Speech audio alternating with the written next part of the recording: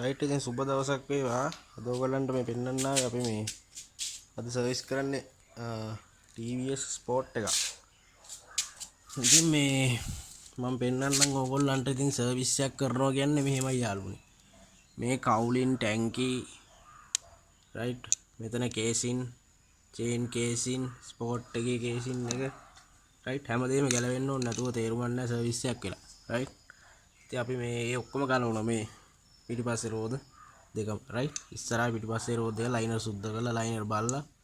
right ඒ දේවල් වෙන්න ඕනේ සර්විස් එකේදී රයිට් දැන් බලන්න ඕගොල්ලෝ පිළිගන්න ඉද්දන්නේ නැහැ දැන් මේවා මේ ඔක්කොම මේක ඇතුලේ තිබිච්ච ඒවා කියලා රයිට් මේ ඔක්කොම ගත්තේ අපි මේ ඌර්ලා ගත්තේ මේවා නැත්තම් ගන්න එකෙන් එකපාර යන්නේ නැහැ රයිට් ඔන්න කේසි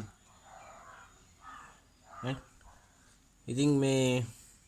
ඔයගොල්ලන්ගේ අතේ තමයි ඉතින් වැඩේ තියෙන්නේ දැන් අර මේක අපිට මේ සර්විස් කරන්න ආපයක් නෙමෙයි යාළුවනේ මේකේ ආවේ මේ මිස් එකක් තියෙනවා කියලා රයිට් ඉතින් අපි මේ මුකුත් නැහැ මේ වැඩක් කරන්න නැහැ නැන්නට්ටක් මේ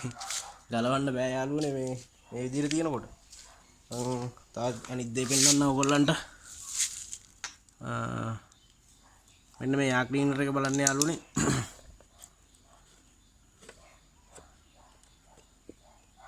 ඔන්න යා ක්ලීනර් එකේ තත්ත්වේ right ආයම මේ නිකන් තියලා එහෙම දාලා තින්නේ දාපු දවස්වල මේක නම් මං හිතන්නේ මේ පෘතුගීසි කාලේ එයා ෆිල්ටරයක් දැල විතරයි ඔන්න අන්තිමට right ඉතින් මේ මිස් එක හොයන්න බයික් එක ආවේ සර්විස් කරන්න උනා අන්තිමට ඉතින් මේක ලෙඩෙත් කිව්වා ගියාලුනේ මෙතනින් අනිවාර්යෙන්ම ඇදලා තින්නේ මේ මෙන්න මේ ඩස්ට් එක මේ ස්පොන්ජ් එකේ මේ ඔයිලුත් එක්ක තමයි දාලා තින්නේ ඒ දානකොට ඉතින් මේවා වෙලාවට මාරු කරේ නැතුනහම ඔන්න ඔය වගේ ප්‍රශ්න තමයි මේ අන්තිමට සෙට් වෙන්නේ වැඩේ කරන්න ගියාම